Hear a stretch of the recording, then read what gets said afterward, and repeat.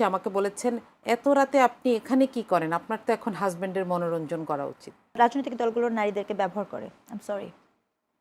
যদি সংরক্ষিত নারী আসনগুলো যদি শোভাবর্ধন হয়, কোট আনকোট আপনি যেটা বলেছেন, বলেছি এটা হ্যাঁ। প্রবলেমেটিক এবং কোট হ্যাঁ, আনকোট। শোভাবর্ধন যদি হয়, তাহলে তাদের যে খরচ, একজন এমপি যা পাবেন, সংরক্ষিত নারী আসন যারা আছেন তারাও একই খরচ পাবেন, গাড়ি পাবেন, এইসব যদি বলে শুল্কমুক্ত গাড়িও পাবেন তারা।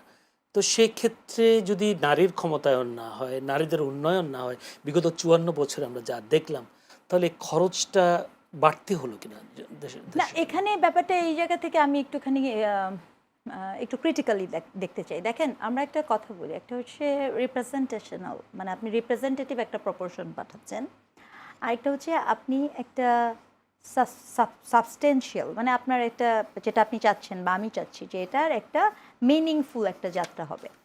এখন এই সংরক্ষিত আসন থেকে কিন্তু রুমিন ফারহানার মতো নেত্রী তৈরি হয়েছে, এই নারী সংরক্ষিত আসন থেকেই কিন্তু নীলুফারা মনির মতো নেত্রী তৈরি হয়েছে, এই নারী সংরক্ষিত আসন থেকেই কিন্তু পাপিয়ার মতো আবার মতো লোক তৈরি হয়েছে, তাই না? তাহলে এখানে ব্যাপারগুলো কি? আবার আপনি এটা উল্টা দিকেও যাবেন, দল থেকে নমিনেশন দেওয়া হয়নি, এই সংকটটা তো আপনার একটা দলীয় প্যাট্রিয়ার্কাল সংকট। এই সংকটে যেমন বাংলাদেশ, মানে সেটা আমি বাংলাদেশে এমন কোনো পার্টি দেখি না, আমি মানে খুব স্ট্রংলি আমার ওই বলার সুযোগটা হয় কে, কেন পার্টি এফিলিয়েশন না থাকলে যে সুবিধাটা থাকে। আমি একটা সম্পর্ক প্রশ্ন করে আপা, সেটা হচ্ছে নারীদেরকে কি রাজনৈতিক দলগুলো ভয় পায়? না হলে 5% কথা ছিল জুলাই সনদে, সেটাও তো পূরণ করতে পারে বিএনপির মতো বড় দল। তো নারীদেরকে সামনে আনতে কি ভয় পায় রাজনৈতিক দলগুলো? না, ভয় পায় না।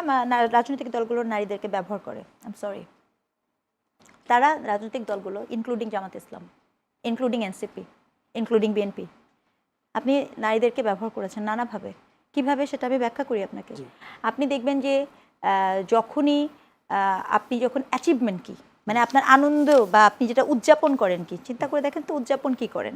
যেমন মনে করেন, এই যে আপনি বললেন বিএনপির কথা বললেন, বিএনপি আপনার তার এত নারী সদস্য এবং তারা কিন্তু খুবই কোয়ালিফাইড সদস্য, তাদেরকে আপনি নমিনেশনটা দিলেন না কেন, এটা একটা প্রশ্ন। কিন্তু এখন যদি আমি প্রশ্ন করি যে এই যে 16-17টা বছর ওই রুমিন ফারহানা, ওই নীলুফারা মনি, তারাই তো আপনার পুরো দলকে একটা যে রিপ্রেজেন্টেটিভ হয়ে কাজ করেছে, কথা বলেছে, তাহলে তারপরে আপনি যখন তাদেরকে যোগ্য মর্যাদা দেওয়ার কথা ছিল ইসের ক্ষেত্রে, আপনি সেটা তখন দেননি, তাহলে এটা এক ধরনের ব্যবহার গেল।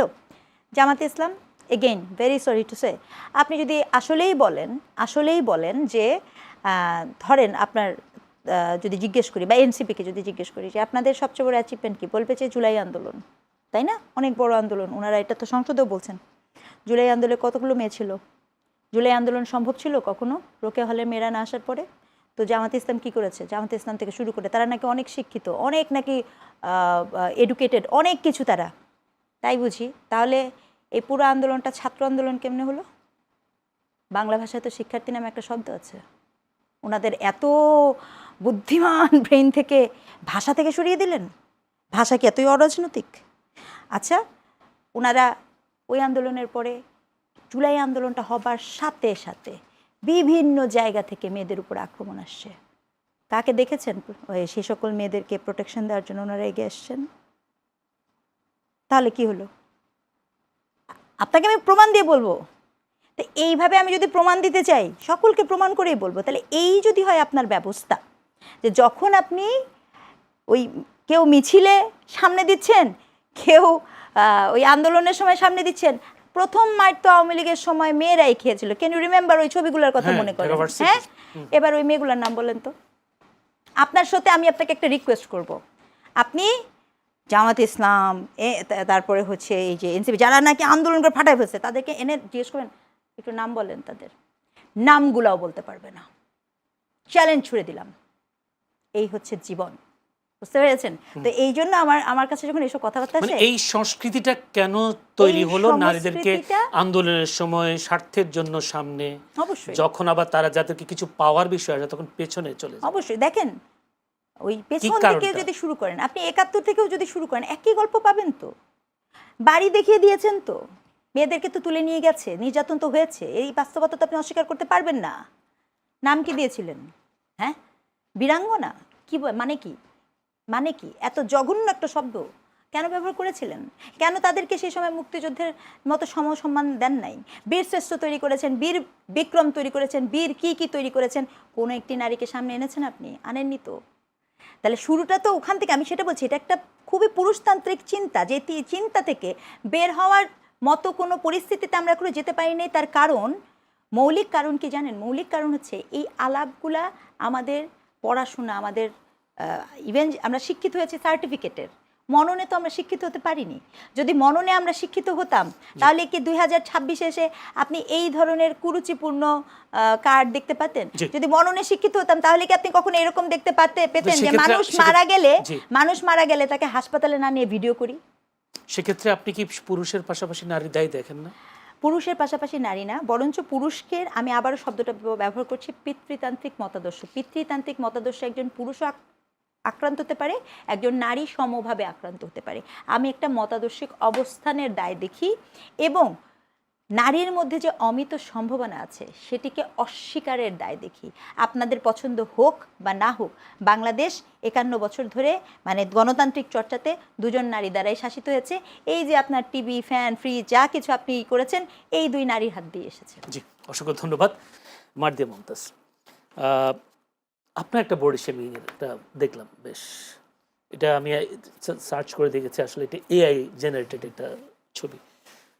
তো এই যে আপাও বলছিলেন নারীদেরকে যে বুলিং, বডি শেমিং, এই বিষয়গুলো আমরা দেখলাম 5 আগস্টের পরে বেশি হয়েছে। সেটা আবার অনেকে বা বিশেষ করে আপনাদের বিরোধী দলের পক্ষ থেকে বারবার বলা হয় যে আপনাদের দলের বট বাহিনী এইসব বুলিং, বডি শেমিং এইসব কাজগুলো করে থাকে। এখন আপনাদের গায়ে চলে আসছে বিষয়টা এরকম, নাকি আসলে সবাই যা নারীদের বিষয়ে সবাই এক, নারী পেলে তাকে বডি শেমিং করতে হবে, বুলিং করতে হবে, বিষয়টা কোনটা? জি, আপনার এই কথাটার সাথে আমি একটু সসম্মানে দ্বিমত পোষণ করতে চাই যে এটা 5 আগস্টের পরে থেকে আসছে। এটা আসলে 5 আগস্টের পরে থেকে না, আমি এটা ফেস করছি বেশি আমরা যেভাবে দেখেছি। হ্যাঁ, কারণ 5 আগস্টের পর থেকে আমাদের কাছে একটা নতুন টুল এসেছে, এআই। কিন্তু এর আগে কি এটা হয় নাই? 12-13 সালে আমার নিজের সাথেই যেটা হয়েছে সেটা একটা বড় এক্সপেরিয়েন্স। আমি রাজনৈতিক মতাদর্শের কারণে ফেসবুক এবং তখন তো একমাত্র ফেসবুকই ছিল এবং ব্লগ ছিল, তখনও একটা সংস্কৃতি খুব স্ট্রং ছিল।